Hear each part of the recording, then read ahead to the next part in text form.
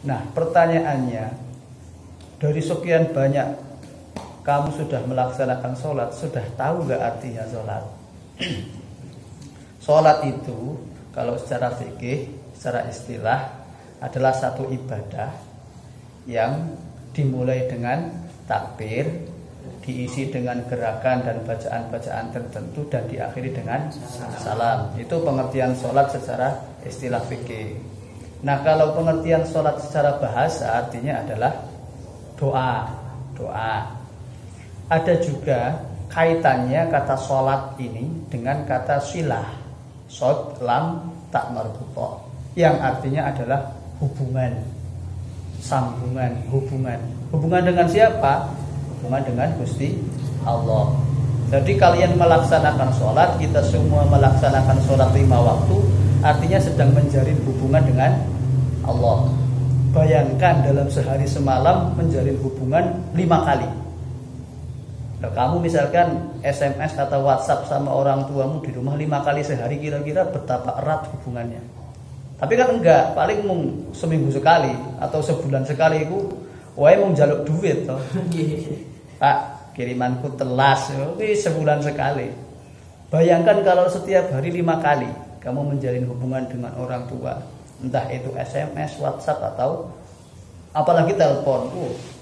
Berarti anak yang betul-betul ingin menjalin keeratan hubungan dengan orang tua. Nah, ini sholat 5 kali sehari. Jadi sholat adalah satu upaya untuk menjalin hubungan kita dengan Allah, dohir maupun batin. Nah, ada orang-orang yang ngomong, tidak perlu sholat, yang penting batinnya eling maring Gusti Allah. Orang perlu jengkang-jengking, jungkir balik sholat ngono kuwi ngopo, sing penting atine iso nyambung maring Gusti Allah. Nek ana wong ngomong ngono, kalau ada orang yang ngomong seperti itu, kamu jawab, Gusti Allah itu menciptakan kita bukan hanya batin dan hati tok, tapi juga fisik, ya kan? Raga kita juga diciptakan oleh Allah. Maka yang berhak bersujud kepada Allah, yang wajib bersujud kepada Allah bukan hanya jiwa kita, tapi juga raga kita. Dengan cara apa? Ya dengan cara sholat itu tadi 5 kali sehari. Nah, itu sholat sebagai menjalin hubungan dengan Allah. Nah, ketika kita akan sholat harus menjaga kebersihan dan kesucian dengan cara berwudu. Artinya adalah bahwa untuk menghadap Allah kita harus dalam keadaan suci, baik zahir maupun batin. Kemudian ketika takbir, kita mengucap Allahu Akbar sambil mengangkat kedua tangan, ya kan? Allahu Akbar. Ini lambang ketika kita mengangkat kedua tangan menghadap ke depan. Ini lambang menyingkirkan segala hal yang bersifat duniawi. Kayak nomburi sik, taruh semua yang bersifat duniawi di belakang, taruh semua urusan keduniaanmu di belakang. Karena saat ini saya sedang menghadap Allah yang maha besar. Allahu Akbar. Tidak ada hal lain yang lebih besar daripada Allah. Ini sekarang urusanku adalah urusan menghadap seorang hamba kepada Tuhannya. Allahu Akbar. Itu. Kemudian setiap manusia pasti punya masalah, punya beban pikiran, punya urusan-urusan, baik itu urusan rumah tangga maupun urusan pekerjaan atau kepusingan-kepusingannya masing-masing. Dan itu semua seperti beban yang ada di pundaknya masing-masing. Ya, jadi masing-masing orang, kita semua memiliki beban di pundak kita masing-masing. Nah, ketika ruku Allahu Akbar, itu seakan-akan semua beban yang ada di pundak kita sedang dirontokkan semua.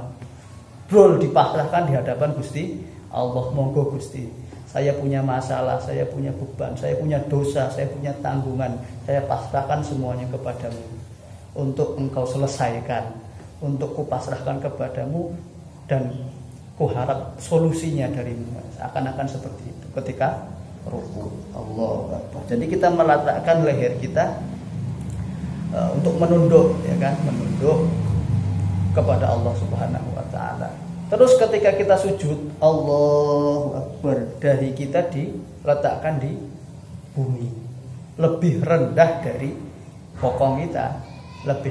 Kepala kita diletakkan lebih rendah dari pantat. Kepala adalah tempatnya mahkota, tempatnya kebanggaan-kebanggaan, Jadi saat sujud kita meletakkan semua kebanggaan, prestasi apapun, kedudukan apapun, pangkat jabatan dan pencapaian apapun, kita letakkan serendah-rendahnya sehingga itu semua tidak ada artinya di hadapan kekuasaan Gusti Allah. Itu saat sujud.